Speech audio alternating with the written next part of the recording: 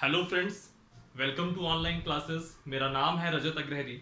ये जो हम लोग की जीएस बैच में जियोग्राफी की क्लास चल रही है, हम लोगों ने पिछली क्लास में बात की थी अक्षांश रेखाओं की और देशांतर रेखाओं की। उसके बाद हम लोगों ने बात की थी समय की। तो टाइम के मैंने कुछ टाइप आपको बताए थे। एक बताया था लोकल टाइम यानी कि स्थानीय समय, यानी कि जब आपके स्थान में जिस जगह पे आप रह रहे हो उस जगह पे जब सूर्य की किरणें लंबवत पड़े तो उसको आप दोपहर का 12 बजे मानिए, तो यह उसका स्थानीय समय होगा। फिर मैंने बात की थी भारतीय मानक समय की, इंडियन स्टैंडर्ड टाइम की, जिसके लिए मैंने एक रेखा ली थी 82.5 डिग्री पूर्वी देशांतर रेखा। इसके बाद मैंने बात की थी अंतरराष्ट्रीय मानक रेखा की, या जिसको मैं कहूंगा ग्रीनविच मीन टाइम। उसमें मैंने बताया था जो 0 डिग्री की देशांतर रेखा है वह आधार है अंतरराष्ट्रीय मानक समय की। और मैंने यह भी आपको चर्चा की थी कि जो हमारा समय है वह ग्रीनविच मीन टाइम यानी कि 0 डिग्री देशांतर से 5.5 घंटा आगे चलता है। ठीक, तो आज हम लोग बात करेंगे समय मापन की, यानी कि टाइम मेजरमेंट की। जैसे हम लोग अक्सर देखते होंगे कि कभी अगर टेस्ट सीरीज चालू हो रही है तो इंग्लैंड में अगर टेस्ट सीरीज चालू हो रही है तो देखेंगे उसका जो समय रहता है वो समय हमारे टाइम से पीछे रहता है। और अगर ऑस्ट्रेलिया में चालू हो रही है तो वहां का जो समय होता है वो हमारे समय से ज्यादा रहता है, यानी कि वहां पहले सूर्योदय हो जाएगा, हमारे यहाँ बाद में होगा, और हमारे यहाँ पहले हो जाएगा, ब्रिटेन में बाद में होगा। तो इसका क्या प्रोसीजर है? इवन आप सब कुछ छोड़िए, हमारा जो एक पड़ोसी देश है पाकिस्तान, पाकिस्तान का जो समय है वो हमारे यहाँ के समय से आधे घंटे पीछे रहता है। अगर हमारे यहाँ भी दोपहर के 12 बजे है तो वहां दोपहर के 11:30 बजे होंगे। हमारे यहाँ शाम के 6 बजे हैं तो वहां अभी शाम के 5:30 ही बजे होंगे, यानी कि उसका समय आधे घंटे पीछे चलता है। तो सवाल यह उठता है कि जो समय है कैसे ये समय आगे बढ़ता है, कैसे किसी क्षेत्र में समय ज्यादा रहता है, कैसे किसी क्षेत्र में समय कम रहता है ना। ये सब चीजें आज हम लोग देखेंगे और उस टॉपिक का नाम रहेगा समय मापन। हिंदी में कहेंगे हम लोग समय मापन या टाइम मेजरमेंट। और यह सब चीजें आप जो देखेंगे यह किन के पॉइंट ऑफ व्यू से देखेंगे? सब देशांतर रेखाओं के पॉइंट ऑफ व्यू से देखेंगे। मैं भी बताता हूं कैसे। कल हमने जब देशांतर रेखाओं की विशेषताओं की बात की थी, देशांतर रेखा की विशेषताओं की जब बात किए थे, तब मैंने बताया था कि देशांतर रेखा टोटल कितनी होती है। तो अगर मैं 0 डिग्री को ले लूं तो 0 डिग्री के इधर इधर जो है कितनी होंगी, इधर 180 डिग्री तक होंगी और इधर भी 180 डिग्री तक होंगी। दरअसल पृथ्वी तो ऐसे गोल है, लेकिन हमने गोल की जगह अगर हमको इस कागज में रखना है, ये बोर्ड में रखना है, तो हम बिल्कुल उसको गोल की जगह, ऐसे गोल की जगह बिल्कुल ऐसा फ्लैट रख दिए। एक रेक्टेंगल शेप में या एक लाइन वाला शेप दे दीजिए। ऐसा मान लीजिए कि ये पृथ्वी है, ये पृथ्वी है, मान लीजिए कि ये पृथ्वी है, ये ऐसे गोल रही होगी। तो जो मान लीजिए सेंटर पॉइंट है ये आपका 0 डिग्री है। तो जैसे जैसे आप इधर जाओगे तो ये आपका क्या कहलाएगा? ईस्टर्न एरिया कहलाएगा, पूर्वी देशांतर रेखा यहाँ होंगी। और जैसे जैसे आप इस तरफ जाएंगे यहाँ कौन सी होंगी? पश्चिमी देशांतर रहेंगी। यहाँ पे मान लीजिए 10, यहाँ पे मान लीजिए 30 डिग्री है पूर्वी, यहाँ मान लीजिए 60 डिग्री है पूर्वी, 90 डिग्री है, ऐसे करके आएगा। और लास्ट में कितना रहेगा? 179 डिग्री पूर्वी, और ये जो लास्ट पॉइंट है ये 180 डिग्री है। और जो इधर वाला लास्ट पॉइंट है यह 180 डिग्री है, और इसके पहले जितनी रहेंगी ये सब वेस्टर्न रहेंगी, पश्चिमी देशांतर रेखा रहेगी। और मैंने आपको पिछली क्लास में भी बताया था कि जो 0 डिग्री वाली देशांतर रेखा होती है और जो 180 डिग्री वाली देशांतर रेखा होती है यह सिर्फ सिंगल सिंगल है। इसकी वजह से इसके लिए ना ईस्ट यूज करते हैं ना वेस्ट यूज करते हैं, यह सिर्फ 0 डिग्री बोलेंगे और इसके लिए सिर्फ 180 डिग्री बोलेंगे। और जो ये अगर आप पूरा मोड़ दोगे, पूरा ऐसे मोड़ दोगे इसको, इस पूरा सर्किल के शेप में ले आओगे जैसा एटलस में रहता है, तो वैसी स्थिति में आप देखेंगे कि 180 की जो देशांतर रेखा है वह सिर्फ सिंगल देशांतर रेखा है। ठीक है, तो कहने का मतलब अगर हम पूरी हर एक देशांतर रेखा को जोड़ें तो आप देखोगे तो 360 डिग्री बनेगा। वैसे भी अगर आप एंगल अगर आप जानते होगे एंगल को, तो ये 90 डिग्री होता है। जैसे ये 90 डिग्री हो गया, ये 90 है, ये आपका 180 है, ये आपका 270 है, और ये पूरा 360 डिग्री होता है। अगर ये 360 डिग्री होता है तो जितनी डिग्री का यहाँ पे एंगल होगा उतनी देशांतर रेखा है, यानी कि टोटल देशांतर रेखा कितनी हो गई? 360। अब यहाँ पे सुनिएगा मेरी बात, तो यहाँ पे कुछ फैक्चुअल चीजें आएंगी जो कि आप समझ लेंगे तो आपको याद नहीं रखना पड़ेगा, अगर आप नहीं समझेंगे तो आपको याद करना पड़ेगा। होता क्या है, पृथ्वी पूरा एक घूर्णन कितने दिन में पूरा करती है? कितने घंटे में पूरा करती है? सॉरी, 24 घंटे में, 24 आवर्स में। और 24 आवर्स में पृथ्वी कितने डिग्री घूमती है? तो 24 आवर्स में पृथ्वी 360 डिग्री घूमती है। ठीक, और एक चीज मैं आपको ये भी बता दूं कि चूंकि पृथ्वी 24 घंटे में पूरा चक्कर पूरा करती है, इसके लिए हम क्या करते हैं, पृथ्वी को 24 टाइम जोन में बांट देते हैं, और एक टाइम जोन का मतलब 1 घंटा है। ठीक है, बहरहाल 24 घंटे में पृथ्वी 360 डिग्री घूमती है, तो 1 घंटे में पृथ्वी कितने डिग्री घूमेगी, 24 का 360 में डिवाइड करिए तो 15, यानी कि 1 घंटे में पृथ्वी 15 डिग्री देशांतर घूम जाती है।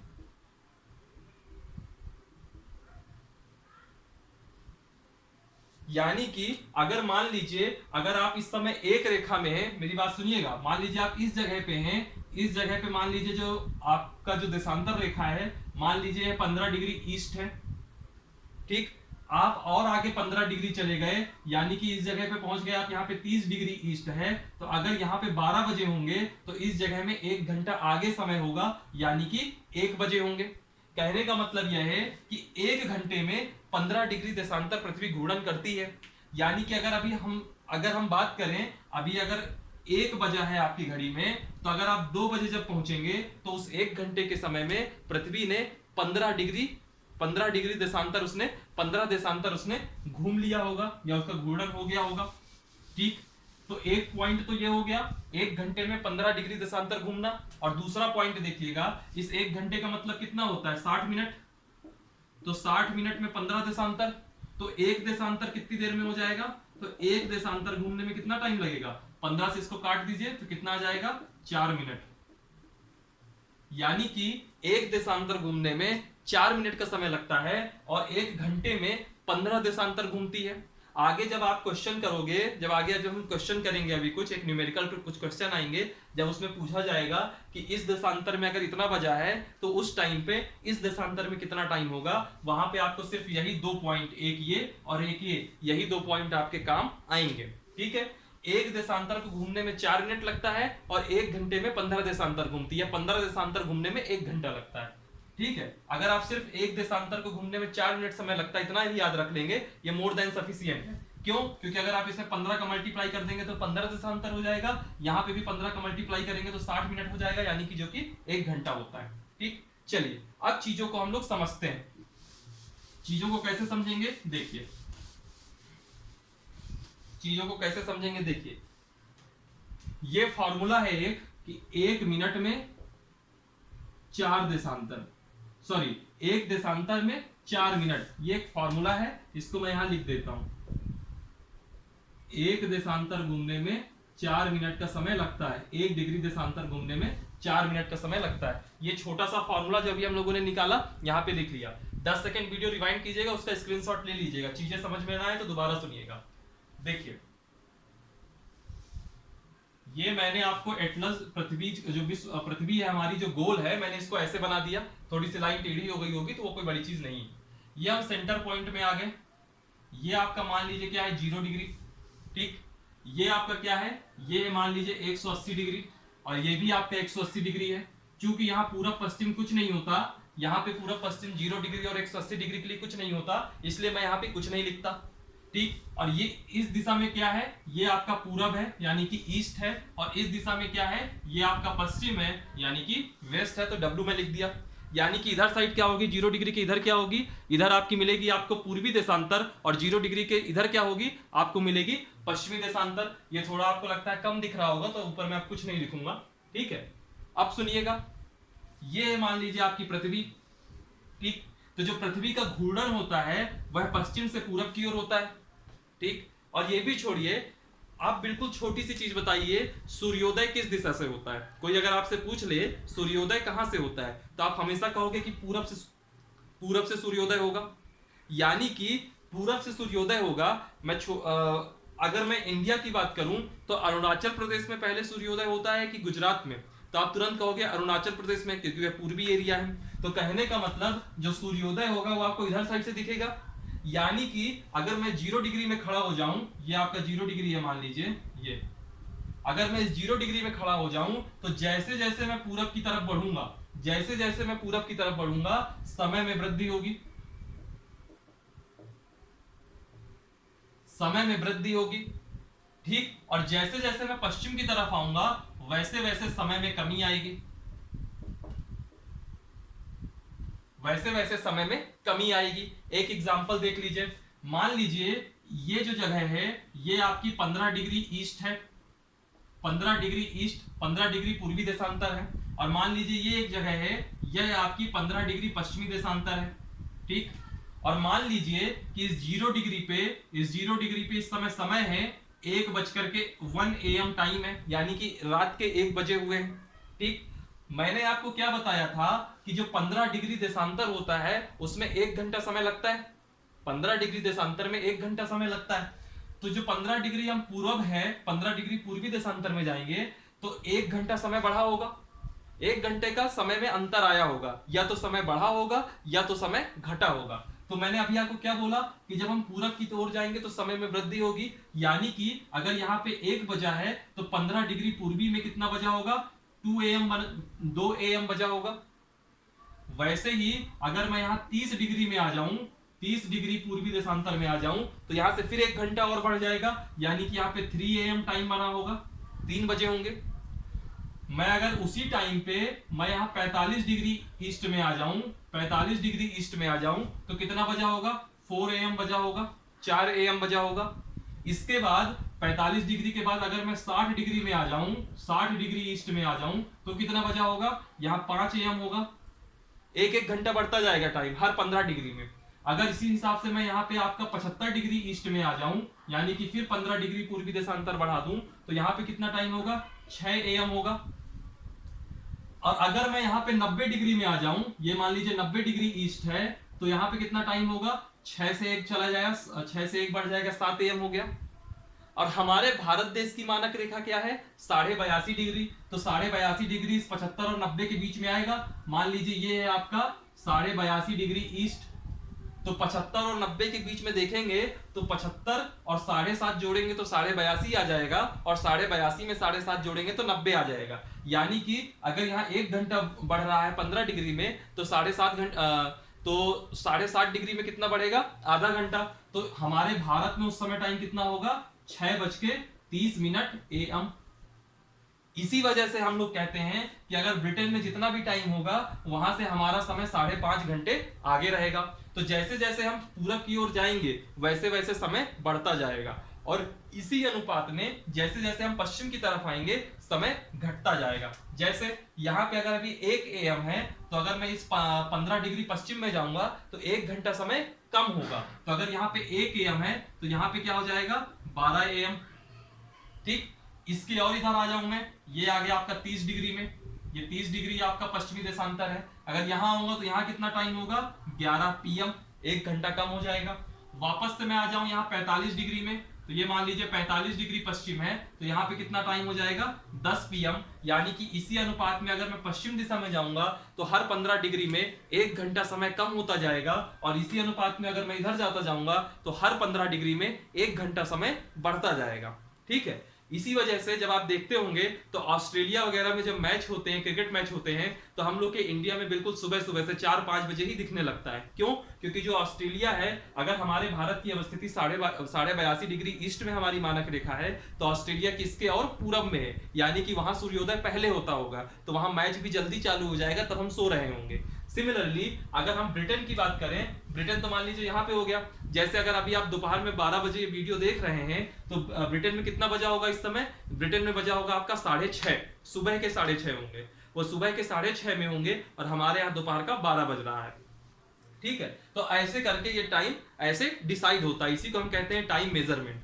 ठीक है। आई होप ये आपको आ जाएगा। इससे रिलेटेड कुछ फैक्ट आ जाते हैं एग्जाम में, खासतौर पे जैसे एसएससी का हो गया, एमपीपीएससी का एग्जाम हो गया, इसमें स्टेटमेंट वाला क्वेश्चन आ जाएगा कि पूरब की ओर दिशा में देशांतर रेखाओं में अगर हम पूरब की तरफ बढ़ते हैं तो समय में क्या होता है, वृद्धि होती है, समय में कमी होती है, अपरिवर्तित रहता है, या कुछ नहीं कह सकते, डाटा अपर्याप्त है। तो हम ये कहेंगे कि पूरब की तरफ अगर बढ़ेंगे तो समय में वृद्धि होगी, और पश्चिम की तरफ बढ़ेंगे तो समय में कमी होगी, ठीक है।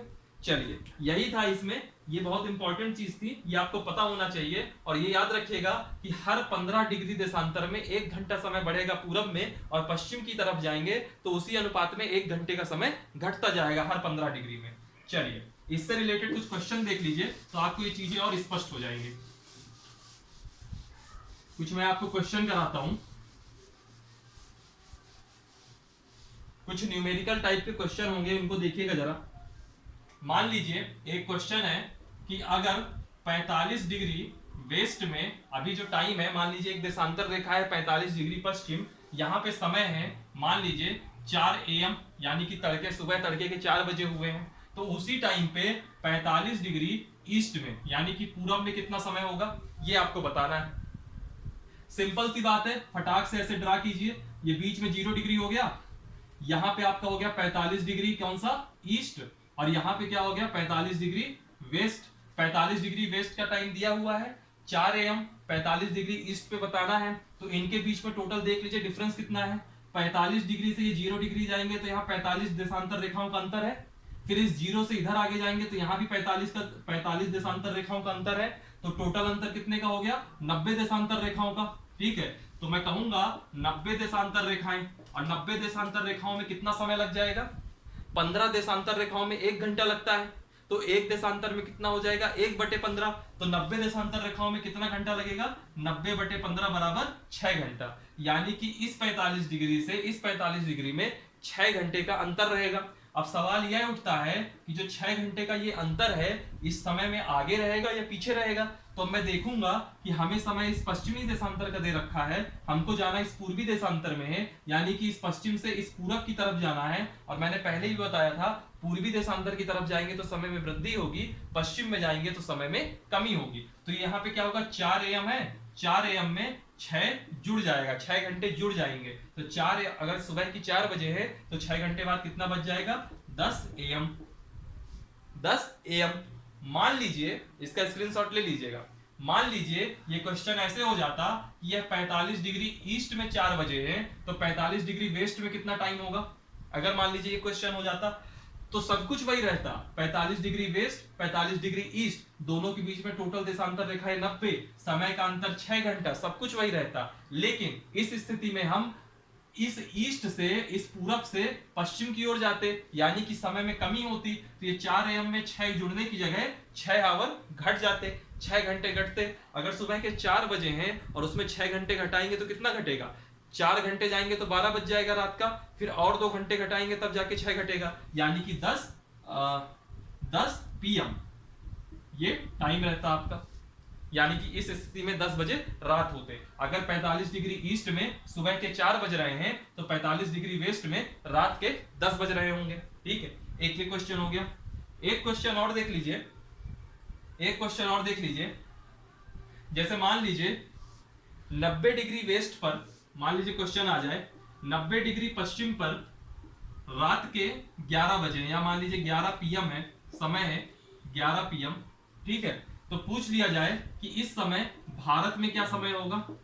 बस और कुछ नहीं पूछेगा, कोई एंगल नहीं देगा, सिर्फ इतना पूछ लेगा कि भारत में टाइम कितना होगा। सिंपल सा क्वेश्चन है।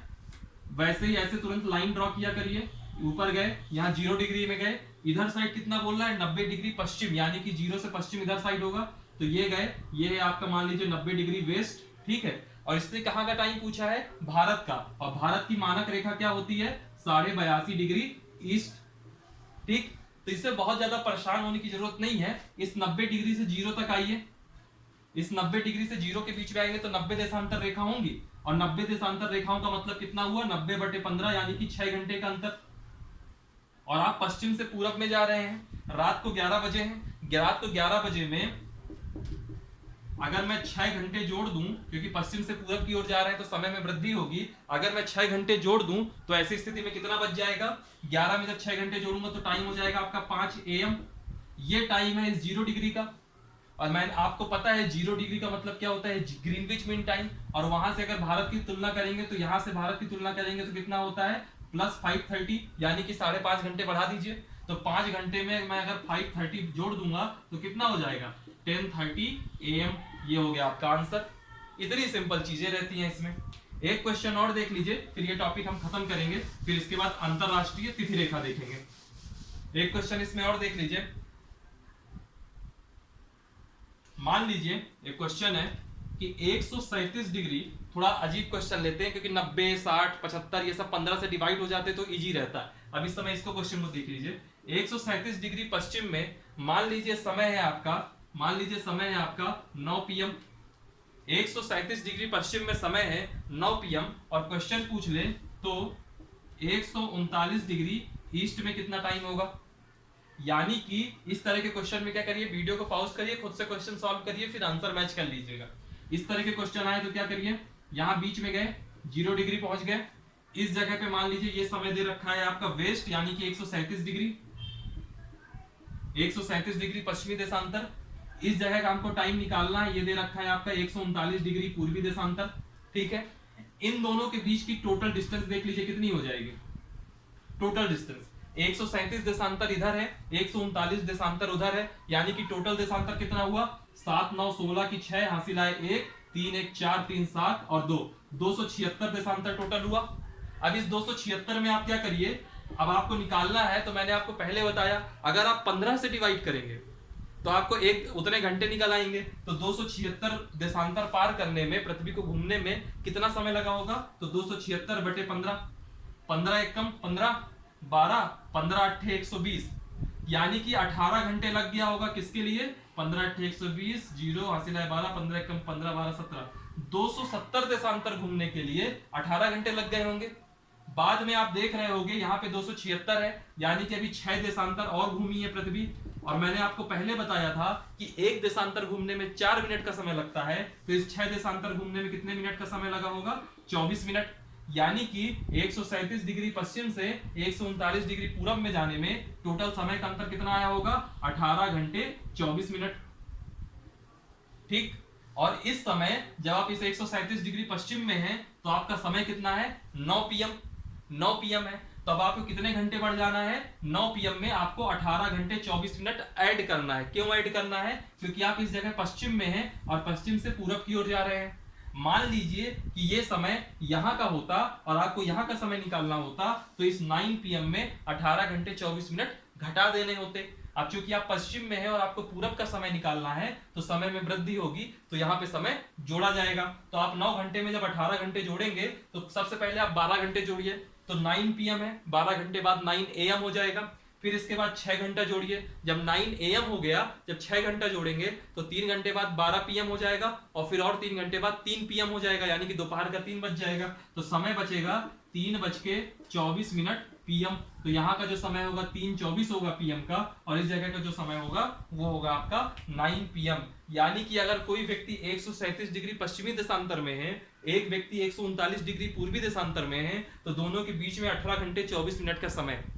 अगर मान लीजिए अगर इस व्यक्ति के पास कोई ऐसी टेक्नोलॉजी आ जाए कि यह सिर्फ 1 घंटे या 2 घंटे में इस जगह तक पहुंच जाए, या कोई इतना द्रुत गति का कोई विमान हो इसके पास कि 1 घंटे में यहां से लेकर के वो यहां तक की ट्रेवलिंग कर ले, तो मालूम चले कि भाई 18 घंटे 24 मिनट पीछे था, ठीक है, और अगर वो 1 घंटे में यहां पहुंच जाता है तो कहने का मतलब कि वो कितना, 17 घंटे, उसके पास 17 घंटे 24 मिनट उसके जीवन के कब खर्च हो गए उसको मालूम ही नहीं चलेगा। समझ रहे हैं, इतना समय का डिफरेंस होता है।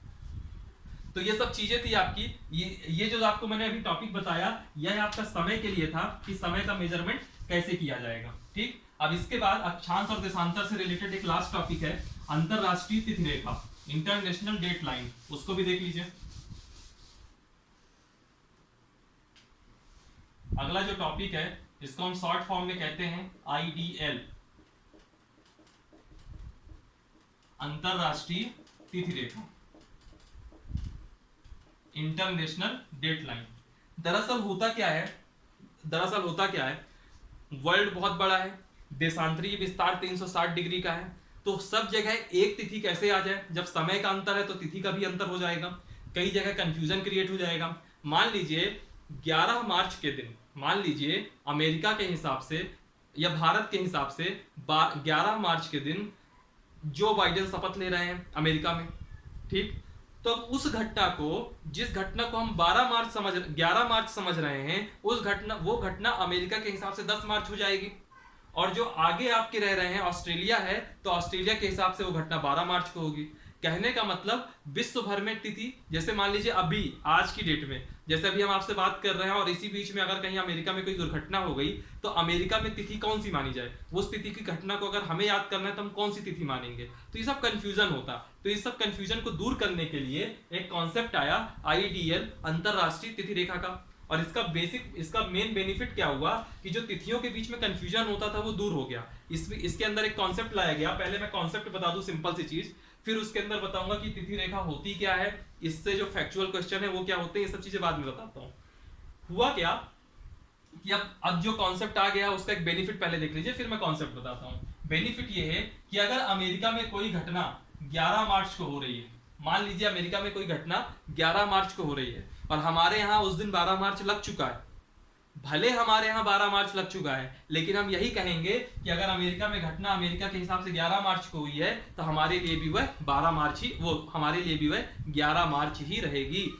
यानी कि जो उस समय जो लोकल की जगह है वहां पे जो तिथि होगी वही तिथि पूरे विश्व भर के लिए मानी जाएगी।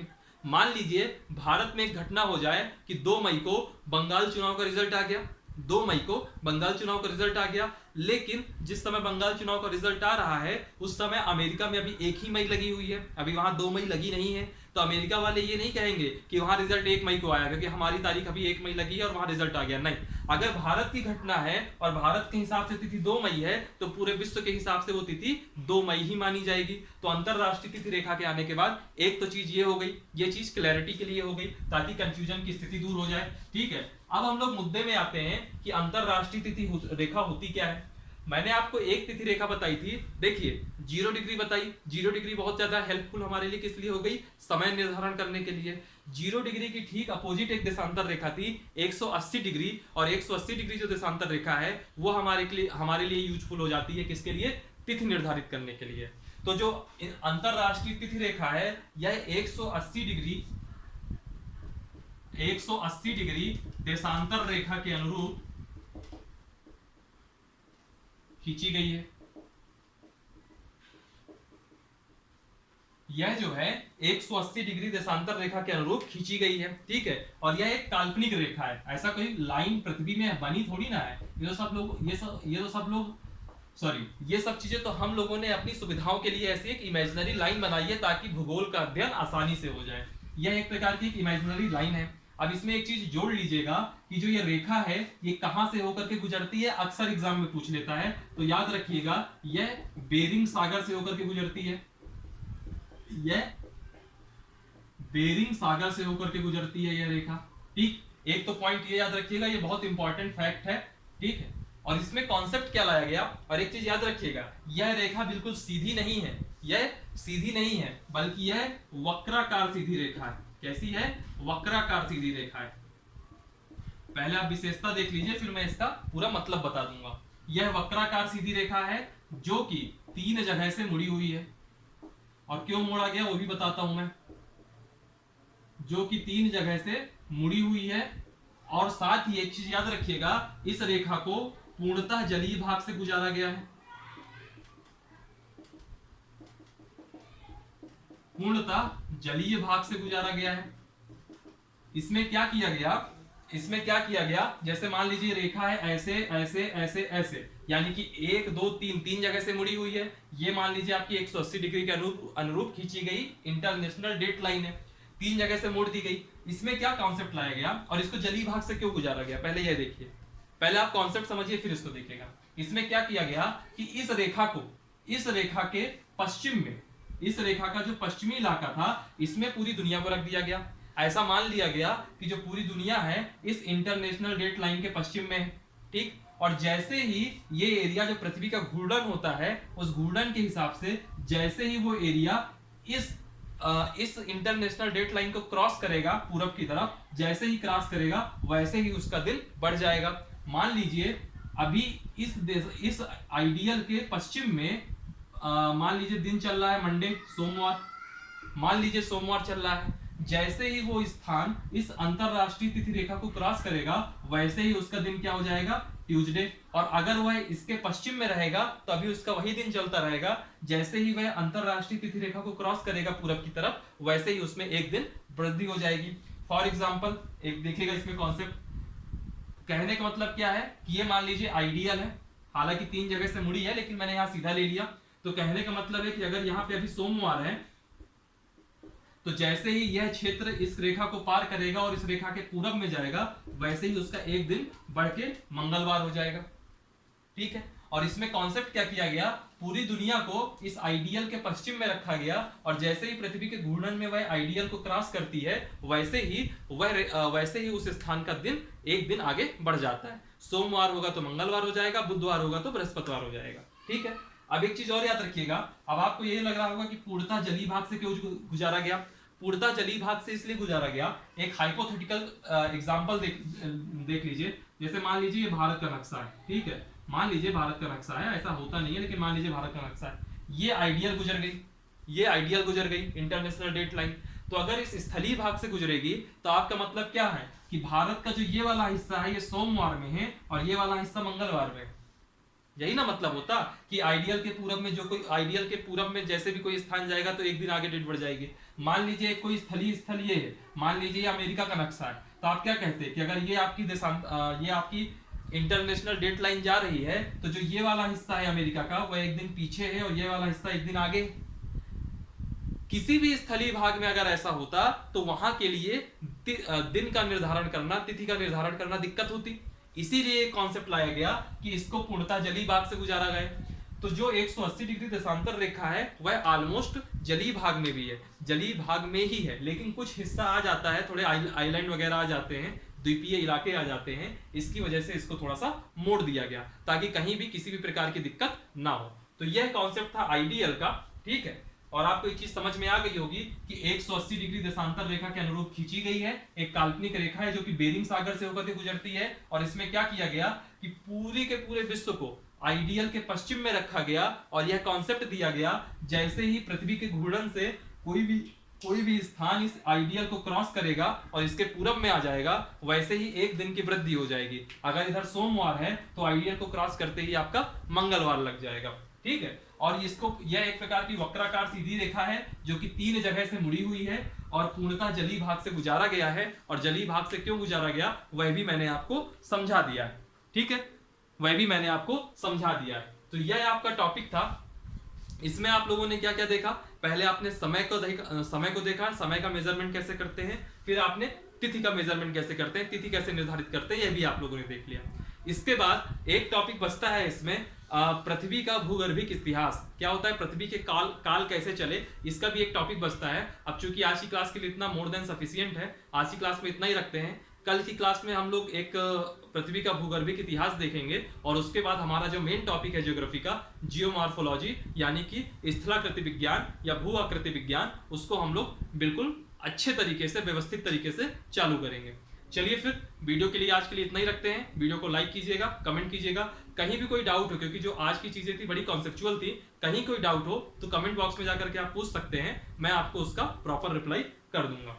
ठीक है, आप लोग वीडियो को लाइक कीजिएगा, कमेंट कीजिएगा, लिंक शेयर कीजिएगा ताकि ज्यादा से ज्यादा लोग देखें और उनके प्रिपरेशन में ये हेल्पफुल हो। और मेरे चैनल की प्लेलिस्ट में जाएंगे तो वहाँ पॉलिटी के वीडियोज अलग पड़े होंगे, ज्योग्राफी की प्लेलिस्ट भी बन गई है, उसमें अभी हालांकि वीडियो भी कम है, जैसे जैसे लेक्चर बढ़ते जाएंगे वीडियोज बढ़ते जाएंगे।